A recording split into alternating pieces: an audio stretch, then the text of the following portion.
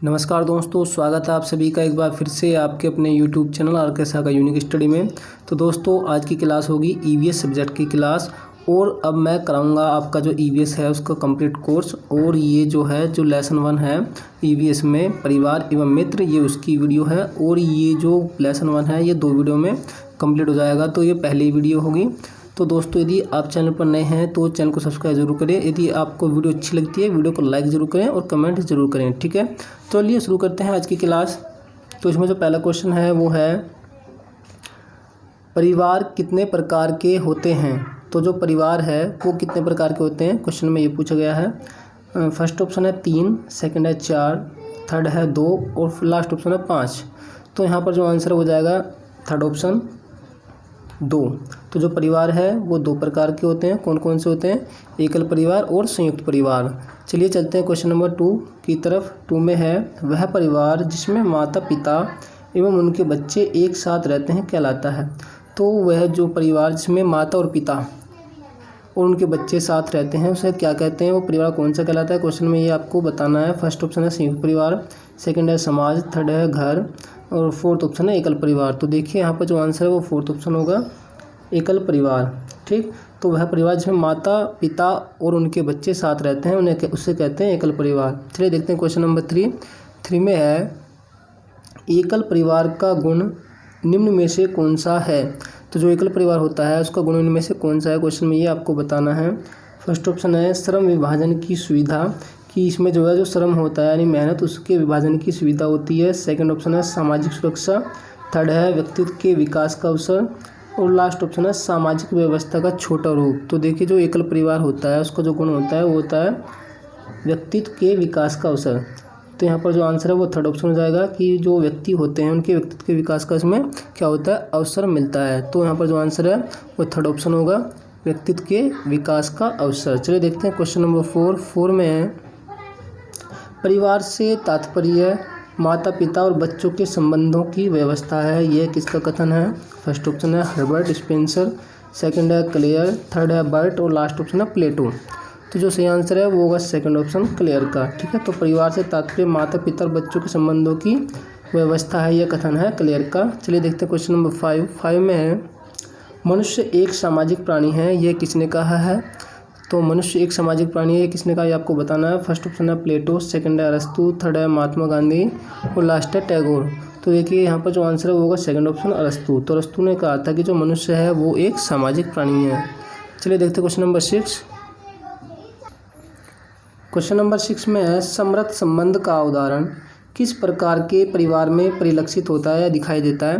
तो ये क्वेश्चन में पूछा जा रहा है। फर्स्ट ऑप्शन है एकल परिवार में, सेकंड है संयुक्त परिवार में, थर्ड है एक व दोनों यानी कि एकल परिवार और संयुक्त परिवार दोनों में और लास्ट ऑप्शन है उपरोक्त में से कोई नहीं।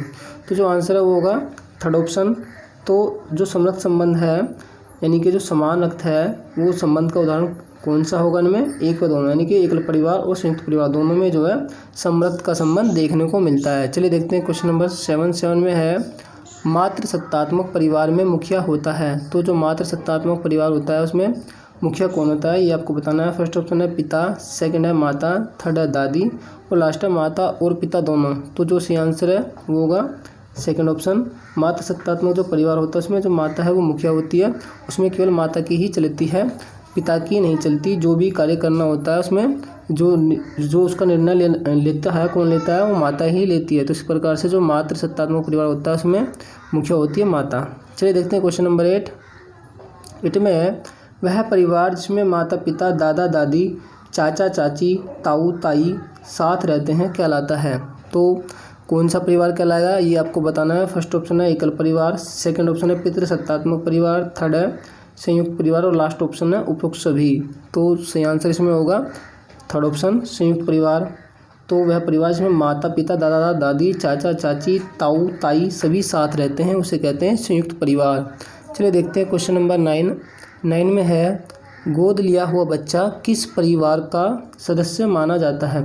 तो जो गोद ले लिया जाता है बच्चा उसे किस परिवार का सदस्य मानते हैं ये आपको बताना है। फर्स्ट ऑप्शन है उस परिवार का जिसमें वह पैदा हुआ हो, सेकंड है गोद लिए हुए परिवार का, थर्ड है संयुक्त परिवार का और लास्ट ऑप्शन है एक व दो दोनों।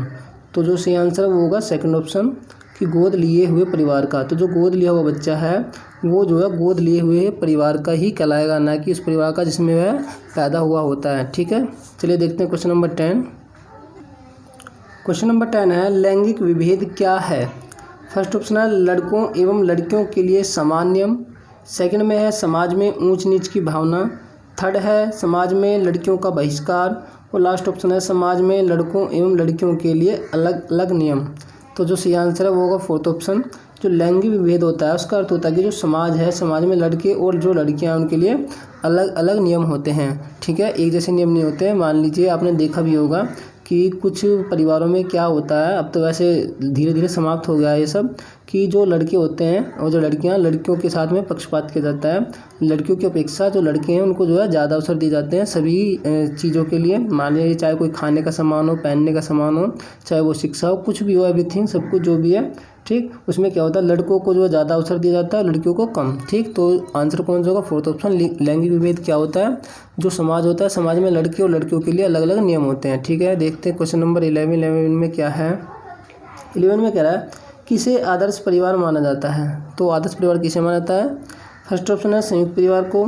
सेकंड है एकल परिवार को। थर्ड है पितृसत्तात्मक परिवार को। लास्ट है मातृसत्तात्मक परिवार को। तो जो आंसर होगा सेकंड ऑप्शन होगा, एकल परिवार को ही आदर्श परिवार माना जाता है, क्योंकि वहाँ पर जो है सभी चीज़ों की क्या होती है, व्यवस्था होती है। चलिए देखते हैं क्वेश्चन नंबर 12। 12 में क्या है, 12 में कह रहा है मातृसत्तात्मक परिवार कहाँ पाए जाते हैं। तो जो मातृसत्तात्मक परिवार होते हैं यानी कि जिनमें माता मुखिया होती है, तो वो कहाँ पर पाए जाते हैं। फर्स्ट ऑप्शन है कि पूरे भारत में। सेकंड है जम्मू कश्मीर में। थर्ड है उत्तरी गोलार्धों में।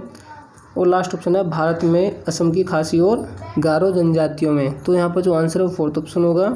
तो जो मातृसत्तात्मक परिवार होते हैं वो पाए जाते हैं भारत में असम की खासी और गारो जनजातियों में। चलिए देखते हैं क्वेश्चन नंबर 13 में है किसी परिवार को दर्शाया जाता है। तो किसी परिवार को किस प्रकार से दर्शाया जाता है, क्वेश्चन में ये पूछा गया है। फर्स्ट ऑप्शन है कि पारिवारिक वृक्ष से। सेकंड है पारिवारिक पाई चार्ट से। थर्ड है पारिवारिक बार चार्ट से। और फोर्थ ऑप्शन है उपरोक्त में से कोई नहीं। तो आंसर होगा यहाँ पर फर्स्ट ऑप्शन पारिवारिक वृक्ष से। ठीक, तो जो परिवार होता है उसको दर्शाया जाता है किस पारिवारिक वृक्ष से। चलिए देखते हैं क्वेश्चन नंबर 14 में है आनुवंशिकी का जनक कहा जाता है। तो फादर ऑफ जेनेटिक्स किसे कहा जाता है। फर्स्ट ऑप्शन है लैमार्क। सेकंड है बीजमान। थर्ड है मेंडेल। थर्ड है डार्विन को। तो जो आंसर है वो होगा थर्ड ऑप्शन जॉन मेंडेल। इनका पूरा नाम है ग्रेगोर जॉन मेंडेल। ठीक, आनुवंशिकी का जनक कहा जाता है मेंडेल को। चलिए देखते हैं क्वेश्चन नंबर 15। और एक क्वेश्चन बहुत इंपॉर्टेंट आ जाता है कभी कभी कि जो क्या नाम है इनका, मेंडेल ने जो अपने मतलब प्रयोग किए थे वो कौन से पौधे पर किए थे। तो वो किए थे मटर के पौधे पर, याद रखेंगे। चलिए देखते हैं क्वेश्चन नंबर 15 में क्या है। क्वेश्चन नंबर 15 है एकल परिवारों की अपेक्षा संयुक्त परिवारों में कार्यभार कम होने का कारण है। यानी क्वेश्चन में ये पूछा गया है जो एकल परिवार होते हैं उनकी तुलना में जो संयुक्त परिवार होते हैं उनको जो कार्य है वो कम करना पड़ता है। ये क्यों होता है, उसका कारण क्या है, ये क्वेश्चन में पूछा गया है। फर्स्ट ऑप्शन है कार्यभार का बढ़ जाना, कि जो कार्य होता है वो बढ़ जाता है। सेकंड ऑप्शन है कार्यों को कुशलतापूर्वक करना। थर्ड है कार्यों का व्यवस्थित रूप। और लास्ट ऑप्शन है कर्तव्यों की उचित जानकारी। तो जो आंसर है वो फर्स्ट ही ऑप्शन होगा यहाँ पर, कार्यभार का बढ़ जाना। क्योंकि जो संयुक्त परिवार होता है उसमें जो सदस्य है वो ज़्यादा होते हैं, तो उसमें क्या होता है जो कार्य होता है वो बढ़ जाता है प्रत्येक व्यक्ति पर। तो इसलिए जो आंसर होगा वो होगा कार्यभार का बढ़ जाना। तो जो एकल परिवार हुआ है उनकी तुलना में जो संयुक्त परिवार होते हैं उनका कार्यभार कम होने का यही कारण होता है। चलिए देखते हैं क्वेश्चन नंबर 16 में क्या है। और यदि क्लास अच्छी लग रही है, वीडियो को अभी तक लाइक नहीं किया है तो लाइक कर दीजिए। सारे के सारे क्वेश्चन इंपॉर्टेंट है जो सीटेट एग्जाम के लिए बहुत ही उपयोगी होंगे। चलिए देखते हैं 16 में है परिवार की उत्पत्ति के उद्विकासीय सिद्धांत का समर्थक है। तो जो परिवार की उत्पत्ति है उसका जो उद्विकासीय सिद्धांत था उसका कौन सा समर्थक इनमें से है, ये क्वेश्चन में पूछा जा रहा है। फर्स्ट ऑप्शन है प्लेटो। सेकंड है अरस्तु। थर्ड है फ्रेजर। और लास्ट है पेस्टालॉजी। तो देखिए जो आंसर होगा यहाँ पर वो थर्ड ऑप्शन होगा फ्रेजर। ठीक, तो जो उद्विकासीय सिद्धांत है उसका समर्थक कौन है, फ्रेजर। चलिए देखते हैं क्वेश्चन नंबर 17 में क्या है। 17 में है माता के पास सत्ता वाला परिवार होता है। तो जो माता होती है उसके पास जो सत्ता वाला परिवार होता है वो कौन सा होता है, ये आपको बताना है। फर्स्ट ऑप्शन है पितृसत्तात्मक, सेकंड है मातृसत्तात्मक, थर्ड है संयुक्त और फोर्थ है एकल। तो आंसर कौन सा होगा इसमें सही, वो होगा सेकंड ऑप्शन मातृसत्तात्मक परिवार। तो जो माता होती है उसके पास जो सत्ता वाला परिवार होता है वो कहलाता है मातृसत्तात्मक। देखते हैं क्वेश्चन नंबर 18 में क्या है। 18 में है निम्न में से कौन से लक्षण एकल परिवार के हैं। तो एकल परिवार के लक्षण इनमें से कौन से हैं, ये आपको बताना है। फर्स्ट ऑप्शन है कि बच्चों का पालन पोषण अच्छी तरह से होता है, सेकंड है पारिवारिक झगड़े की संभावना कम होती है, थर्ड है निर्णय लेने की आज़ादी होती है, फोर्थ ऑप्शन है व्यक्तित्व के विकास का अवसर मिलता है, और 5 है उपरोक्त सभी। मैंने 5 इसमें शामिल कर लिया है क्योंकि मैंने चारों के चारों जो उसके लक्षण हैं इंपॉर्टेंट मुझे लगे, इसलिए मैंने चारों को इसमें शामिल कर लिया है। देखिए ये चारों के चारों जो लक्षण हैं ये सभी एकल परिवार के लक्षण होते हैं। देखिए जी हम बात करें पहले ऑप्शन की कि जो बच्चे हैं उनका पालन पोषण अच्छी तरह होता है, बिल्कुल जितना परिवार छोटा होता है उतना ही उनका पालन पोषण अच्छी तरह से होता है। सेकंड है कि जो पारिवारिक झगड़े की संभावना कम होती है, बिल्कुल जितने सदस्य कम होंगे उतना ही जो झगड़ा है कलह है वो जो है कम होगा। थर्ड निर्णय लेने की आज़ादी होती है, बिल्कुल भाई जब बच्चे कम होंगे मतलब लोग कम होंगे तो उसमें जो निर्णय है वो भी लेने की उसमें क्या होगी, आज़ादी होगी, आसानी से निर्णय लिया जा सकता है। और लास्ट ऑप्शन है व्यक्तित्व के विकास का अवसर मिलता है, बिल्कुल ठीक है, जो व्यक्तित्व है उसके विकास का भी इसमें अवसर मिलता है। तो आंसर यहाँ पर होगा 5 वाला ही उपरोक्त सभी। चलिए देखते हैं क्वेश्चन नंबर 19। क्वेश्चन 19 कह रहा है कि शारदा एक्ट का संबंध निम्न में से किससे है। तो शारदा एक्ट का संबंध किससे है, क्वेश्चन में ये पूछा गया है। फर्स्ट है ऑप्शन दहेज प्रथा से, सेकंड है बाल विवाह से, थर्ड है बहु विवाह से, और लास्ट ऑप्शन है इनमें से कोई नहीं। तो जो सही आंसर है वो होगा बाल विवाह। तो जो शारदा एक्ट है उसका संबंध किससे है, बाल विवाह से। तो जो आंसर है वहाँ पर होगा सेकंड ऑप्शन बाल विवाह से। क्वेश्चन नंबर 20 में है परिवार शिक्षा का सर्वोत्तम स्थान है और बालक का प्रथम विद्यालय है, यह किसने कहा है। तो ये किसने कहा है, फर्स्ट ऑप्शन है स्पेंसर, सेकंड है मैजेनी, थर्ड है प्लेटो और लास्ट ऑप्शन है पेस्टालोजी। तो जो सही आंसर है वो होगा फोर्थ ऑप्शन पेस्टालोजी। तो पेस्टालोजी ने कहा था कि परिवार शिक्षा का सर्वोत्तम स्थान है और बालक का प्रथम विद्यालय है। चलिए देखते हैं क्वेश्चन नंबर 21 में है लड़कों और लड़कियों के लिए अलग अलग नियमों से कौन सी भावना जन्म लेती है। फर्स्ट ऑप्शन है ऊंच नीच की भावना, सेकंड है लैंगिक विभेद की भावना, थर्ड है जातिवाद की भावना, और लास्ट ऑप्शन है उपरोक्त सभी। तो आंसर होगा यहाँ पर सेकंड ऑप्शन लैंगिक विभेद की भावना। लड़कों और लड़कियों के लिए अलग अलग नियमों जो बनाते हैं उनसे कौन सी भावना जन्म लेती है, उनसे जो भावना जन्म लेती है वो लेती है लैंगिक विभेद की भावना। चलिए देखते हैं क्वेश्चन नंबर 22 जो कि अंतिम क्वेश्चन है। निम्न में से कौन सा कथन सत्य है। तो 4 कथन नीचे दिए गए हैं, कौन सा कथन सत्य है ये क्वेश्चन में पूछा गया है। फर्स्ट ऑप्शन है सभी परिवारों के नियम एक जैसे होते हैं। तो देखिए जो पहला ऑप्शन है वो सत्य नहीं होगा क्योंकि सभी परिवारों के नियम अलग अलग होते हैं, एक जैसे नहीं होते। सेकंड है माँ बाप से बच्चों में गुणों के स्थानांतरण को आनुवंशिकता कहते हैं। थर्ड है एक परिवार के सदस्यों की संख्या कभी घट बढ़ नहीं सकती। तो थर्ड ऑप्शन भी सही नहीं होगा क्योंकि जो एक परिवार होता है उसके सदस्यों की संख्या कभी भी घट बढ़ सकती है। और लास्ट ऑप्शन है बच्चा स्कूल में सब कुछ सीखता है। तो बिल्कुल गलत है, बच्चा स्कूल में सब कुछ नहीं सीखता है, ठीक है। सबसे पहले वो सीखता कहाँ से, परिवार से भी कुछ सीखता है, समाज से, परिवेश से, ठीक।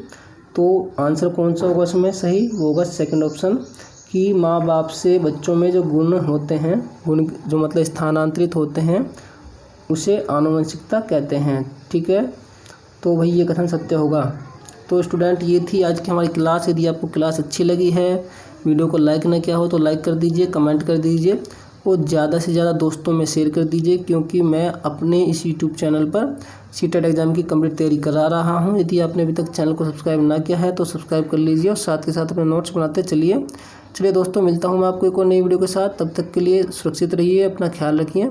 नमस्कार, जय हिंद, जय भारत और पढ़ते ज़रूर रहिए।